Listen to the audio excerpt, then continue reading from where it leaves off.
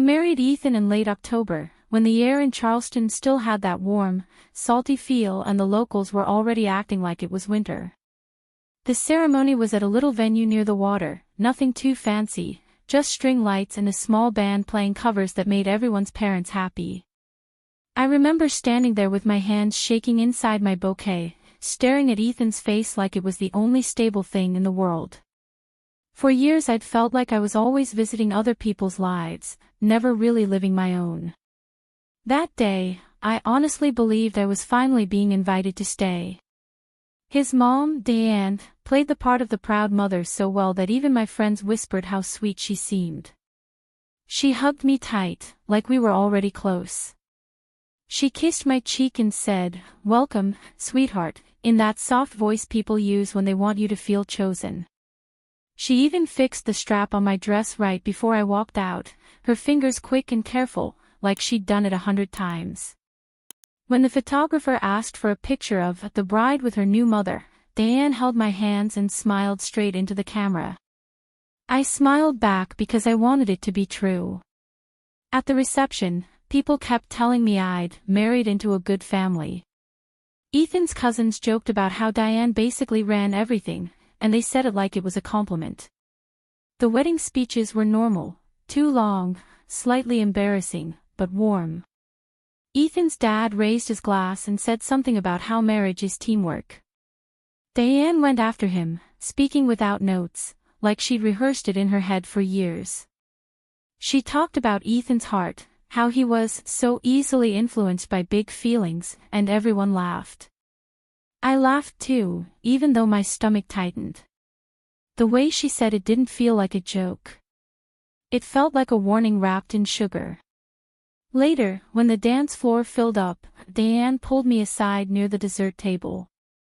She asked where my parents lived, if my dad was still around, and whether I'd kept my maiden name on any paperwork, just in case. Her tone stayed polite, but her eyes never softened. She kept asking little questions that didn't match the moment, like she was doing a quiet inventory of my life. When I said my mom and I were close, Diane nodded slowly like she was filing it away. When I mentioned I'd paid off my student loans myself, she gave a small laugh and said, "That's determined." Not impressed. Just measuring. I told myself I was reading too much into it. Weddings make people weird. Mothers get emotional. I'd heard 100 stories about in-laws being difficult and I didn't want to become one of those women who starts a marriage already looking for enemies. Ethan kept checking on me, his hand warm at my lower back, his eyes full of that easy love that made me feel safe. I didn't want to bring shadows into something that looked so bright. When we finally left, the band was packing up and the last of the guests were hugging goodbye. Diane caught us at the exit.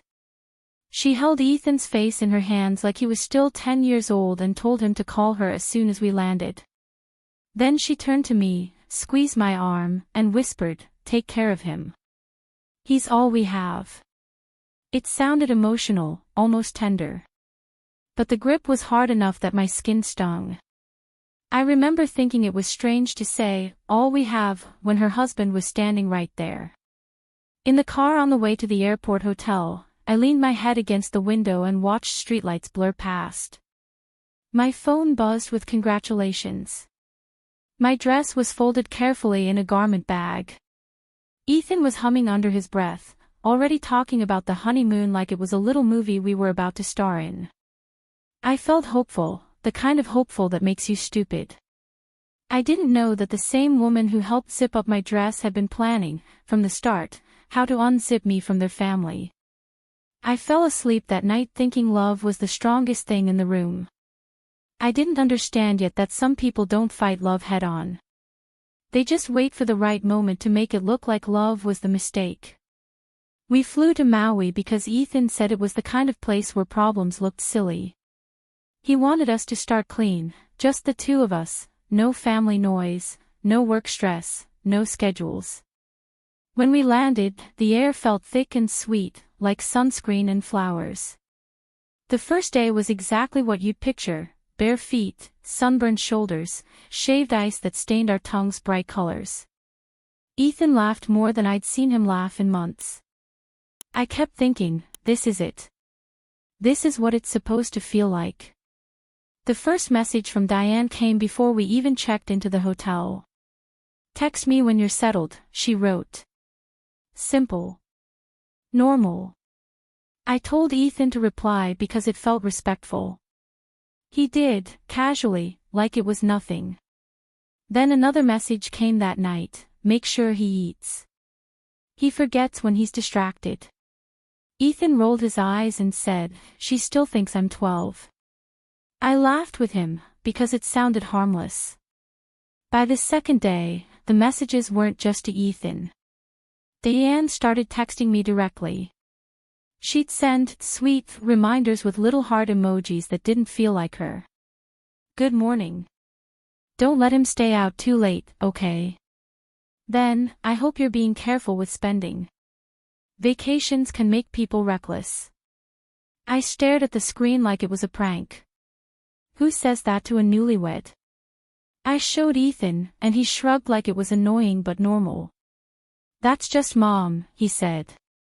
Like that explained everything. On the third night, we had dinner on the beach. There were tiki torches, and the waiter called us lovebirds like he'd said it 1,000 times. Ethan ordered 2 cocktails and kissed my shoulder. I remember thinking that Diane felt very far away, like a bad dream that couldn't cross an ocean. Then Ethan went to the restroom and left his phone on the table. It lit up, face up, and I saw my name. I didn't plan to read anything. I wasn't even trying to snoop. But the notification preview showed enough that my chest went cold. She's not what we need, Diane wrote. Another message popped in right after, don't get trapped. You still have time. My fingers moved before my brain caught up. I picked up the phone, opened the thread, and there it was, months and months of messages. Not days. Not weeks. Months. Diane had been talking Ethan into doubting me since the moment we started dating seriously. She called me unstable because I switched jobs once. She said I was after security because I asked Ethan to split rent fairly. She warned him that women like me get comfortable and then start taking. She even mentioned my mom's divorce like it was proof that I didn't know how to keep a marriage. The worst part wasn't the insults. It was how calm and confident she sounded, like she was stating facts. Ethan's replies made my stomach twist. Sometimes he defended me. Sometimes he ignored her. Sometimes he gave in just to end the conversation. He wrote things like, you're overreacting, and she's not like that, but he also wrote, I know you worry, and I'll keep an eye on it. He wasn't plotting with her, but he wasn't stopping her either. It was like watching a slow leak in a boat you just stepped onto. I set the phone down before he came back, my hands shaking so badly I had to press them under the table. When Ethan returned, he was smiling, sun-kissed. And relaxed, and I had to force my face to match his. I barely tasted the food. I stared at the ocean and tried not to cry in public. The waves kept rolling and like nothing was happening. Back at the hotel, Ethan fell asleep quickly, still buzzing from the day. I lay awake next to him, listening to the hum of the air conditioner and the distant sound of people laughing in the hallway. That was when it hit me, Diane's kindness at the wedding wasn't real. It was strategy. She didn't meet me and decide she didn't like me. She decided before she even knew me. I went out onto the balcony and watched the black water under the moonlight. My throat hurt from holding everything in. I thought about calling my best friend. I thought about booking an early flight home and leaving Ethan a note. I even pictured myself walking through the airport alone, free and embarrassed but safe. Then another thought came, quiet but sharp. If she'd been building this for months, she wasn't going to stop just because I ran. She'd tell everyone I left because I was guilty. She'd turn it into proof that she was right about me. And Ethan would be left with her version of the story, because it was easier than facing the truth. I cried silently until my chest stopped shaking. And somewhere in the middle of that quiet, I understood the honeymoon wasn't revealing my marriage. It was revealing the war I'd married into. I started to notice patterns once I stopped reacting. Diane didn't need answers from me, she needed confirmation that she still had influence. Every time I replied quickly, she pushed more. Every time I delayed or kept things neutral, she adjusted her tone, like someone recalculating a move. That told me she was watching closely, measuring how much control she still had. On the fourth day of the trip, I finally told Ethan. We were sitting by the pool early in the morning, before most people came out. The water was still, and the air felt calm in a way that made the conversation feel heavier. I told him I'd seen the messages by accident. I didn't accuse him. I didn't cry. I just explained what I read and how long it had been happening. He didn't deny it. That surprised me. Instead, he sighed and rubbed his face like someone facing a familiar argument. He said his mom worried too much. He said she'd always been protective. He said she didn't mean to hurt me, she just didn't know how to let go. When I asked why she started doubting me before we were even engaged, he went quiet for a moment and said, "She's scared of losing me." That sentence settled something in me. In his mind, her fear explained her behavior. In mine, it exposed it. I understood then that if I pushed harder, I wouldn't look strong, I'd look unstable. Emotional. Exactly the version of me Diane had been describing for months. She didn't need to fight me directly. She just needed me to react. So I chose silence. Not the kind that comes from fear, but the kind that comes from observation. I stopped responding to most of her messages. When I did reply, I kept it polite and short. No explanations.